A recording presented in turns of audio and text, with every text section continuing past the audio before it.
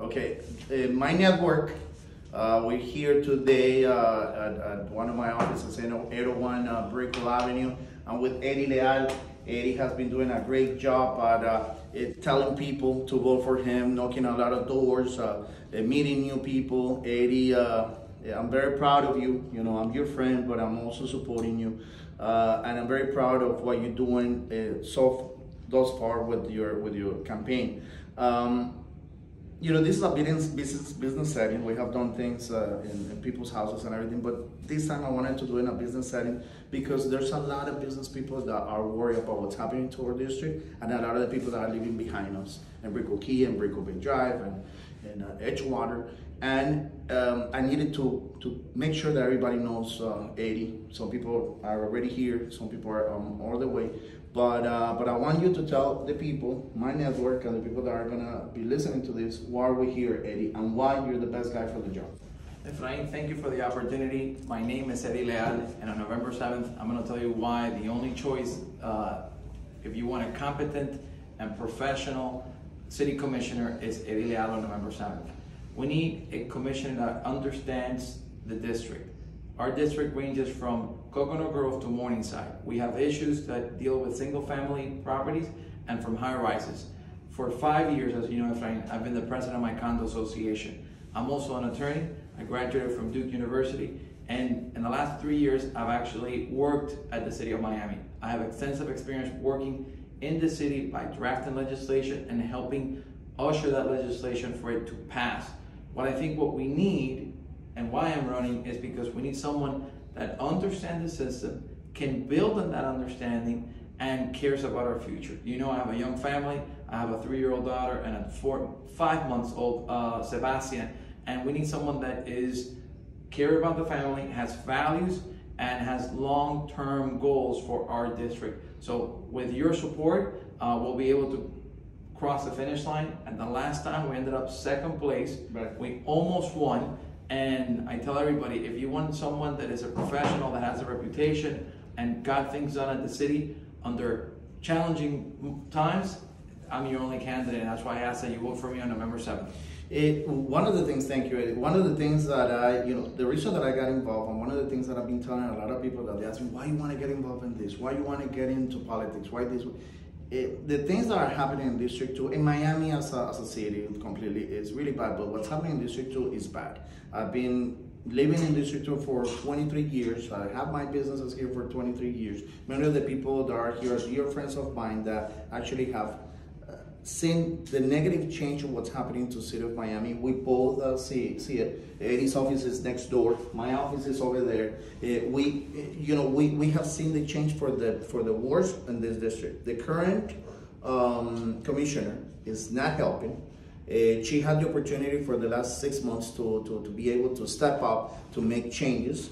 We still have no plan for the flooding. We still have a major issue with the crime. There has been, for the last 4 weeks, there has been 5 shootings. I thought there were 3 because I learned about 3, but today I was told that there was 5 shootings. She has not addressed that issue. She's a woman, and the fact that she has not put that as a priority in her office is bothersome to me, to the women present, to the people that follow me as well. That from Brickell City Center, or here from Komodo downstairs, if they're a little tipsy, 3 in the morning, 4 in the morning, do not walk alone in the area, because there's not a single police officer. We don't have police officers in the area. I have a friend of mine that is sitting right behind me, in front of me. He has a beautiful wife, beautiful dogs. I don't want his wife to be walking alone at 2 or 3 in the morning, or you're either. We cannot live like that in a place where everything is so expensive, where the apartments are extremely overpriced. We need security, and we need the desire to live in a better position in our district. We need more police. I know you have a plan for that. That's number 1 for me. Tell me about your plan with the police. So the critical part for the police is that we have an under-recruitment, and we need to be outspoken about the need to increase police presence in the Brickell area, which is one of the most highly dense areas in our community. But in addition to that, we need to pay them right. Yeah. And right now, we're losing many police officers, and we're not recruiting new police officers because our pay is just simply not competitive. So it all starts with advertising for those open spots, but at the same time making sure that they're compensated for them to be recruited and for them to be retained. But your key issue is our failed promises. Yeah. During our Miami Forever bond that passed in 2017, and some people know because they participated, and there were many promises extended regarding affordable housing, resilient infrastructure, and many of those have just simply not been delivered to our district, to this district. Many areas have received because those have pushed for it, but we just simply have had no representation whatsoever. So if you want to see that change and you want someone that actually cares to move those projects forward, as I did as the president of my condo association, where we pushed forward a concrete restoration and other projects to the well-being of our structure, there's really no choice. You have to vote for me in order to move those projects forward. And that's critical because for the next 4 years, we really need to get those projects already completed from design. So we need to put them in permit and actually start getting the funding allocated so we can actually hit the ground and start building. And that's the seawall and Brickell Bay Drive, Yes. Brickell Key Bridge, Bridge, one of the issues that I was going to which is right here behind us. Yeah. A number of crosswalks that remain dangerous because the asphalt has been tearing up. I mean, there's been some improvements there because I pushed, say, guys, how many lawsuits are we going to settle? And I don't kid you, we settled lawsuits at the city because people were damaged or injured walking those crosswalks. So it's critical. I was gonna go there. I'm doing this for the Brickell people, for the Edgewater people, and all that because you already had the opportunity to speak to the people in Coconut Grove, to speak to the people in Mimo Design District, and the Design District Midtown, you name it. But Brickell is a different horse. We have issues with the flooding. We have issues with the crime that I said once again. We have issues with the homelessness. We have issues with the taxes. We have a bunch of issues. You live in Brickell Key as well, and we have many issues. As a young father of two, what is the first priority you're gonna give the people that spend a lot of money in Brickell Bay Drive and Brickell Key, and how are you gonna be able to sell them your idea as the next commissioner for the city? It's very simple. The only candidate that lives and breathes Brickell is myself. I've lived here for more than 10 years in the Brickell area. In the last 5, I've served as the president of my condo association. So if there's anybody that understands the plight of the Brickell residents, it's myself. There's nobody else. So I also share with my wife not to walk, and I would actually encourage everybody, we're not talking about 2 or 3 in the morning. My wife recently saw an attack on broad daylight to someone with a stroller, and this was on the news. She wasn't expecting to be on the news, but she saw somebody on Brickell Bay Drive being attacked on broad daylight. So the crime is occurring, and we have to be vigilant. So we have to focus not only on our police and fire. I mean, think about it. Our fire stations are crumbling. That was going to be another issue. Our police station asked me if we still have a parking space that is not used because it's considered unsafe. That is correct. Our police station, our garage, does not work because it's been deemed unsafe. Yeah.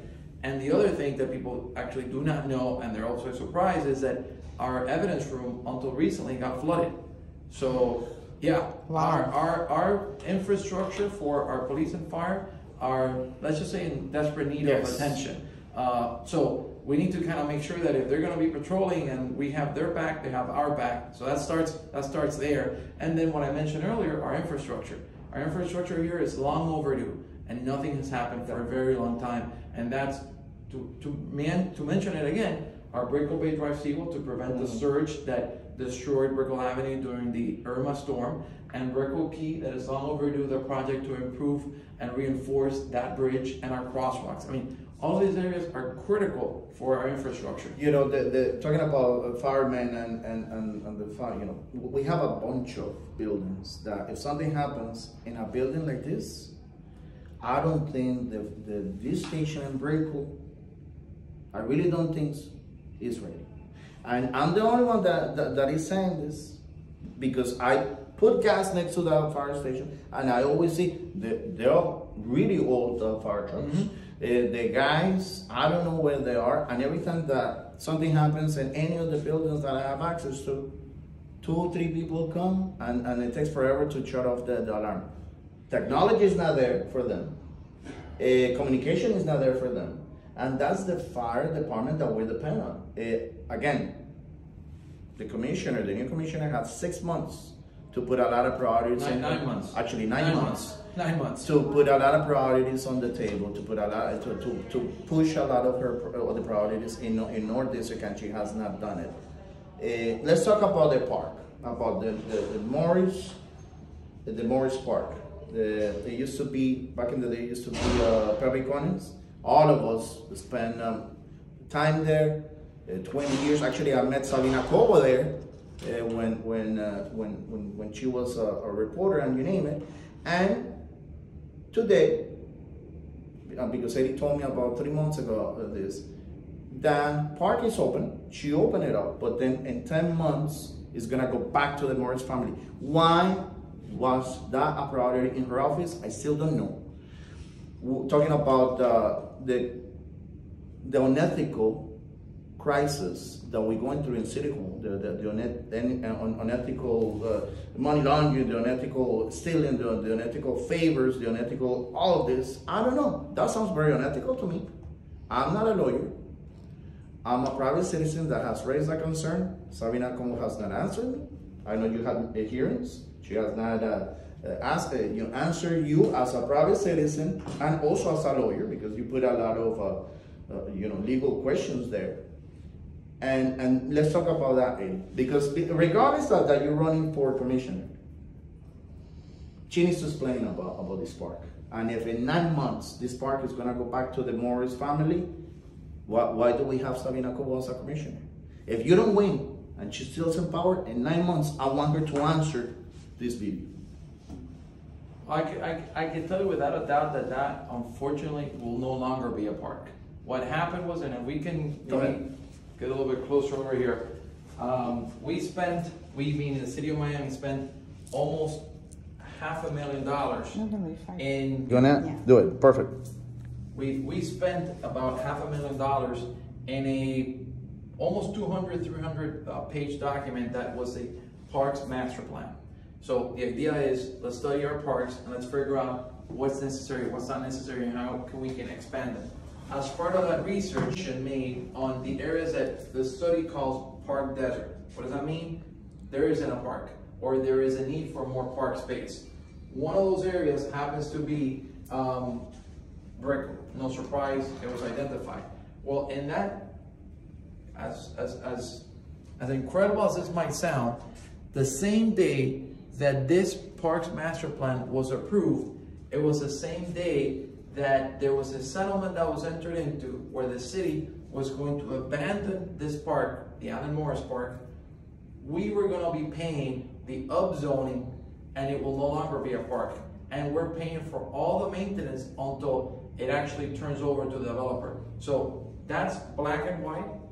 Nobody actually had a personal appearance on the agenda, and I explained to the commission in my humble view, the atrocity that had been committed, and it had done with no review, no public input. It was all done through settlement, through a pocket item, and that's what resulted. It resulted in a nutshell in no longer a park, upzone, and you and I are paying the upzoning. People are going to ask me, what do you mean by the upzoning? Well, typically when you're the owner of a property, you're the one as the owner that is responsible for making the notices, the application, all of that. And that could cost, depending on the application, hundreds of thousands of dollars. And I'm not exaggerating. That's what it costs depending on the application of an upzoning. Well, what happened was that through that settlement agreement, that was forced the city to be the applicant, meaning the owner doesn't have to pay for anything. So we are on the hook for advancing it. Oh, and by the way, it gets to the front of the line, because typically an upzoning application takes a year and a half to be reviewed and to be considered at commission level. That was put on the front of the line, no payments that were being made, and you get it. And I simply asked, why? what is the benefit that we get for quote unquote entering into this agreement? From a legal perspective, I can't make sense of it, and nobody has explained it to me. And I addressed the 5 commissioners on why are we doing this, and nobody said a single word about this, because this was an abomination. It makes no sense whatsoever, and it was done backroom dealing, and it's hypercritical, or I should say hypocrite, when you talk about green space and protecting green space, and in reality, this is what you actually are doing. And that's the disconnect that I try to share with people. So bottom line, in 9 months, the city is going to own the park, yes or no? No, the city doesn't own it anymore. The city doesn't own it anymore, because as part of this process, we gave back title to the owner. We have a license agreement to only use it for 18 months, and after that.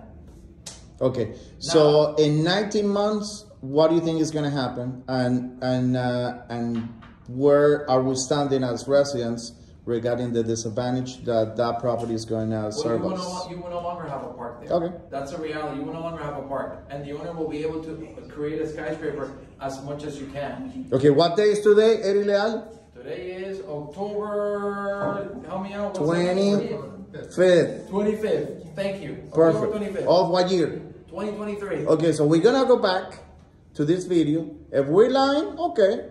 But if she's lying, then this is evidence that she's that 100%, yes. And nobody's talking about this. That none of the other candidates are talking about this. I don't know. Maybe they're afraid.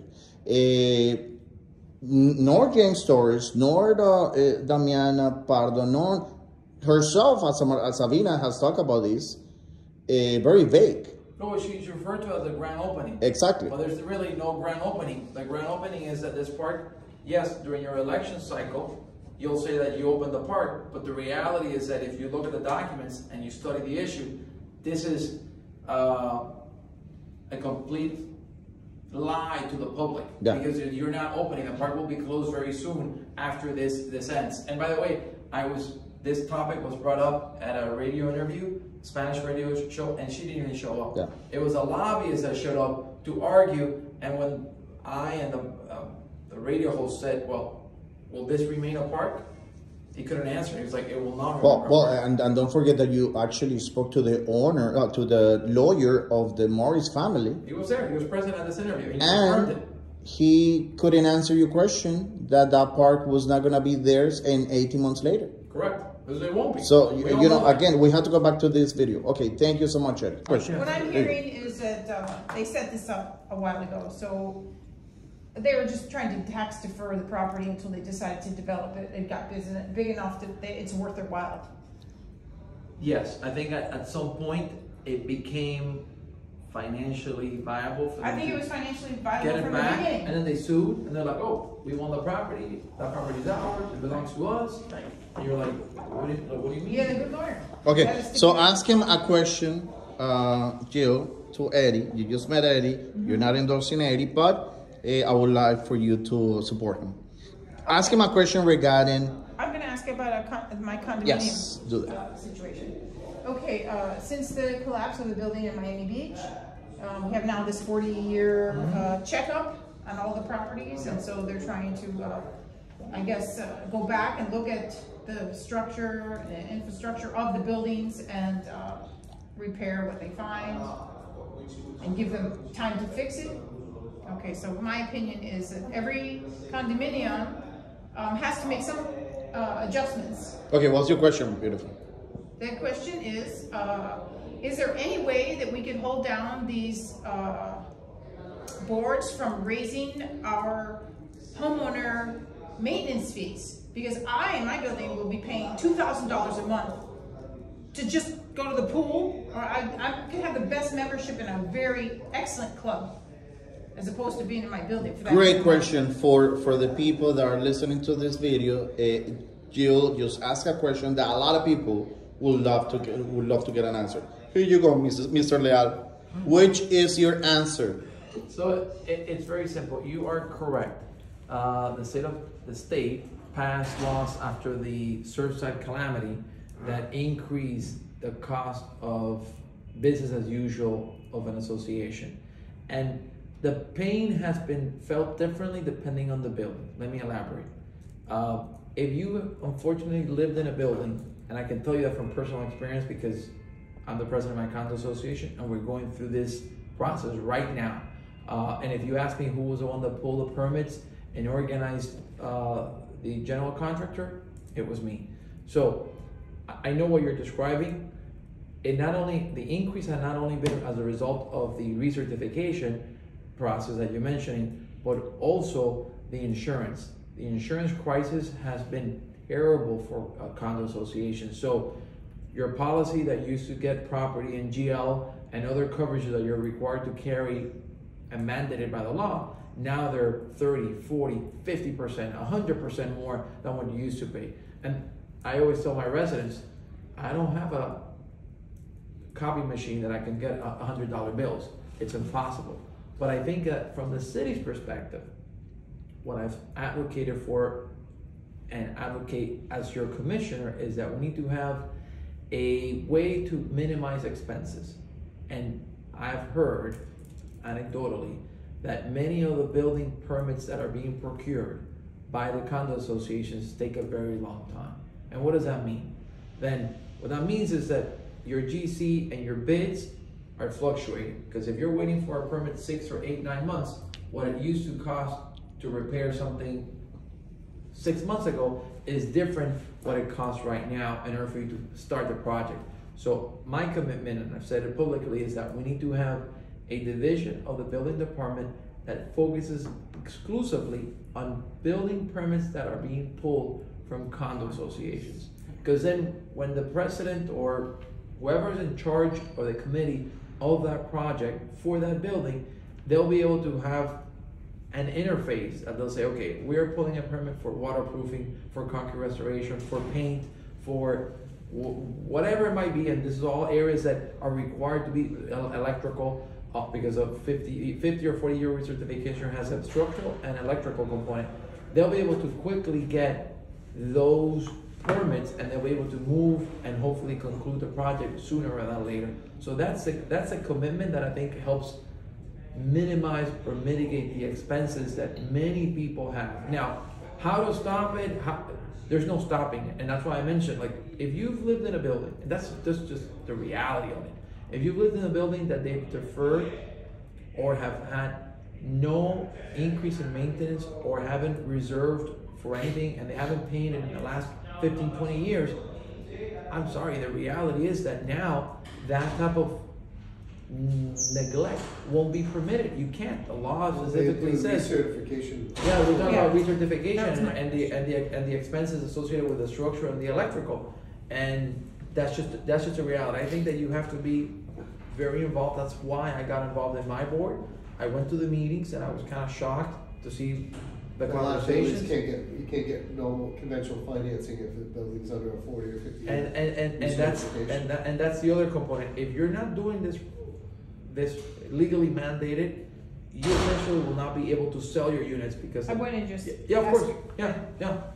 Well, if the building's not 40 years old, they don't need the 40-year certification. The law now has, I don't have it on top of my head, but it's grandfathered in to all the buildings. No, this law applies to everybody. Compliance. This law applies to everybody. Now, if you're in the 40-year 50, you're in a different time frame. But now I think there's even studies and reserves and requirements for 25. I mean, 10 years. And now the insurance companies are changing their terminologies. Any building that's over 10 years old, the master insurance policy. So, you know, when in financing, when you buy a single-family house, the only person that has to get approved is the individual. Right. To buy the home. When you buy a condo, the individual and the building have to be approved. Two separate approvals. Okay. The biggest part of the deal was getting the condo questionnaire, making sure there was no litigation and that there was reserves. That's nothing compared to what's happening. It's happened in the last 6 months. Is that now the biggest problem is the master insurance policy. The master insurance policy. That's what I've lost 3 deals that have been because of closed. That, right? And the reason why is on the master insurance policy, they're putting because insurance is so expensive.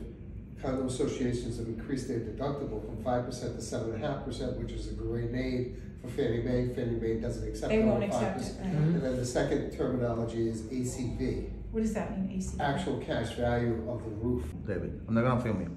And now we're gonna have a very high-profile individual that doesn't want to show his face on the video, but there everybody knows, you know, a dear friend. So they're gonna 60 years old. I'm getting old.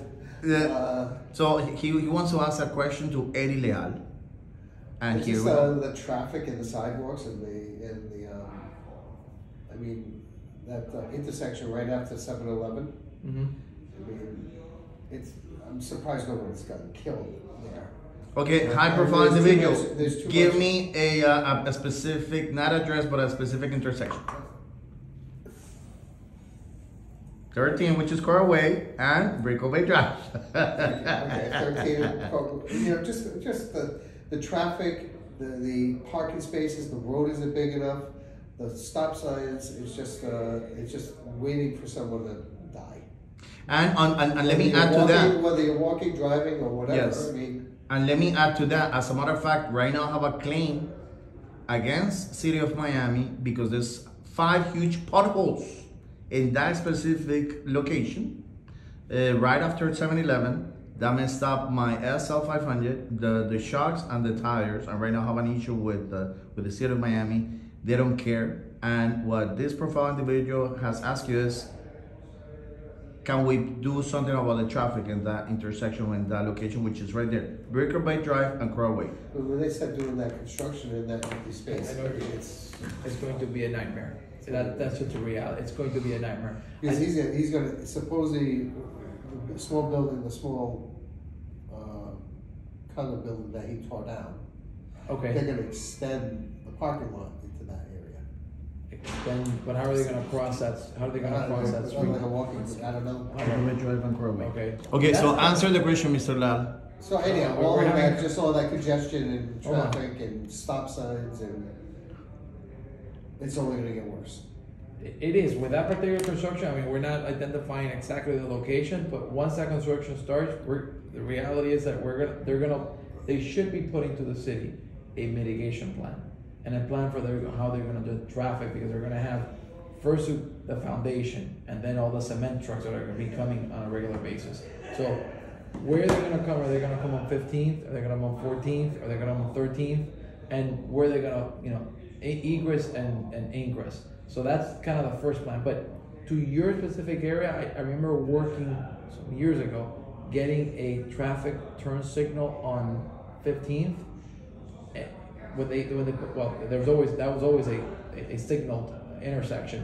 But it took us working with the commander and FDOT, and I believe we have to include us with the county to get a left turn signal on it. It took months, and we needed to show that without a turn signal, you would have a parking lot, because that's really what happened, because there was no way of turning left when the light turned green. So little things like that, I think that when I've worked on that project, we were able to modify it and change it. Yep. But when you're dealing with that upcoming development, working with the developer for them to have a particular project that you're bringing the vehicles in this fashion to cost as minimal impact to the community, that's critical. But on that intersection there, I think we have to, I don't know if that's one that we actually have either more law enforcement, there's never really a police there, or seldomly a police officer there that could control that area, because you have people coming on going north on Brickell Bay Drive, going south of. Well, she's the commissioner. Yeah, they said don't vote for her. I got it about 10 times in the last 2 days. By who, if you don't mind me asking? I don't know, I'll send it to you when I get, they send No, it to but you. now you're gonna vote for who? For who? I'm gonna vote for the person that puts a cap on the association. And that will be Eddy Leal. Yeah, if you do that, you get my I wish I had that jurisdiction. I don't think I have. So here's a map. Let me show you. So you have the beginning of the district, and actually. Are you purple? Yes, I am. Okay. Yes, I am. All right. Yeah, I should have.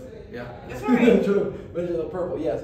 So all of this, that's Coconut Grove, West Grove, North Grove. Nice. Then this part was carved out on the redistricting lawsuit. We That's can talk okay. about that here or later. And then. What is that neighborhood right there? I'm sorry, which one? You have those 2 pink ones right there. This area is Bay Heights. Oh yeah, I used to have a house So, yeah, that's what I thought, okay. and then you go Brickell, we're right over here. Okay. So Brickell Ave, we have the Brickell Bay Drive, our beautiful Brickell Bay Drive over here, which I love. J, which is not too far, right over here. Brickell Key, and then let me keep going up. Give me a second. Okay. All right. I wonder why they cut off that, And then Gay Heights. Morningside, well, Mimo, Okay, Mimo so- district, the morning. Yeah. All the I way know. down to Morningside. all the way to 79th Street, right. almost to 79th. 77, 76. Hold on, let me see, hold on. Okay. I can zoom in. But that's, Oh, you got it. There's a lot of Yeah. similar issues and problems. You know, our that- district is the most important district I of think so. city of Miami. Is the entire skyline. Yeah. These people have a lot of Along money. the way, right? The taxes that we generate in District 2, they need to work for us. We're talking about, we are the So the main skyline zip of codes city are there. of Miami. It's a very good location. it's up there, it's a coastal area. Yeah, correct. Yeah, all the major zip codes are there. Yes, and The most Yes. desired addresses. Mm-hmm. Yeah. So that's why we need to have a change. Now, I have a question for you, Mr. Leal. Taxes. I know the city of Miami has nothing to do with the taxes, but guess what? We live in city of Miami. Metro, actually Miami-Dade is the one that has to deal with taxes. What's your plan? I want you to sit down with Miami-Dade County and find a plan to either lower it or do something with it, because the mayor said that there's not gonna be a hike, that it's not gonna be this and that, but I don't know, everything is going up. What's your stake on taxes and what are you gonna do for the residents? well, let's break that down, because you have the millage rate that the county charges on property value, and then you have the city of Miami millage rate, and then you have other non-ad valorem taxes, meaning we pay around $300 and something for, if you live in a home, for pickup of solid waste. So if we're talking about the city of Miami budget, there's been a small reduction of the millage rate, but because the tax basis, meaning the property values went up, which the city has no control over that, meaning that's a Miami-Dade property appraiser, that's the one that identifies what's the value of a property. And then the millage rate is what the city imposes. So my objective is to keep that as low as possible so we can give more money, or the most money, to our taxpayers so they can use it for whatever they need it, and we keep our budget as minimal as possible. I think we've been able to do that because our property values have gone up every year so far, so you're able to keep building on that budget by having, quote unquote, the same tax, but we are paying more on real tax money that we're being paid. I know because I got my trim notices for all of it, and now in November, taxes are due if you want to get the 4%. So thank you, Mr. Leal. I have another high profile individual that also doesn't want to be filmed. What's your question for Mr. Leal? The question would be, because if I want to move, just say like in 6 months, I want to move back here in Brickell or downtown, what would I be expecting? Something new, no traffic, something control of the traffic? What would be the major attraction for me besides like, oh, it's all high rises, okay, it's a city living, I love it, everybody loves Metro, everything, but what is the other major attraction for me as in like residents? So I'll put a little plug to the location that we're at in Brickell, which I think is unique and rather special. I think if you select one of the buildings in the Brickell Bay Drive area, we live in a very special part of Brickell because we are very close to the adventure and the nightlife that you could pursue at the Brickell City Center or Mary Brickell and other parts of Brickell, but you still have a very, very cozy neighborhood because the majority are older buildings that have been there for a long time. Mine has almost 50 years, or actually we're in the 50-year anniversary. So I think that if you're coming from, depending where you're coming from, if you're looking for a balanced approach where you're close enough that you can walk to the community and have some fun, but at the same time you want to actually have a restful and peaceful night without shooting and craziness that is happening unfortunately in other parts of Brickell, I would tell you Brickell Bay Drive is a beautiful place that you should look into because it's The buildings are, my humble opinion, better built. They're older, better built, and you don't hear the 200 neighbors that you have. And when you're actually trying to park, it's more convenient because some of them have surface parking, so you're not actually have to park in one location and then get another elevator and then up to another location. So selfishly, I would tell you Brickell Bay Drive is a beautiful spot in Brickell, and I would tell you this is a nice spot that you should move in. It depends where you're coming from and depending what you're used to, but if you want to have that balanced approach, that's why my wife and my kids, we call it home for as long as we've called it home, which more than a decade. And growing up, I used to come here all the time, so I've known the area. So I would tell you, look at Brickell Bay Drive. I think you'll enjoy it. Mr. Leal, another question. What can we do regarding the scooters, the little motorcycles, the delivering people, the people, actually people on these mopeds that are, instead of being bicycles, now we have to deal with people that are going in these mopeds and these self-standing mopeds that are very dangerous. What's your plan for that, Mr. Leal? So, you might remember, those that lived here, we had uncontrolled scooter program that had no limitations, no restrictions. Drop them all over the place. Yes, and they were just junk everywhere and had no control. I know that I almost got run over by the owner of the scooter because apparently they thought that they owned the sidewalk. I mean, it was impossible to walk in Brickell. So that's no longer the case. I think that then, because there's still a need and people still use them, now it's been unrestricted, unregulated.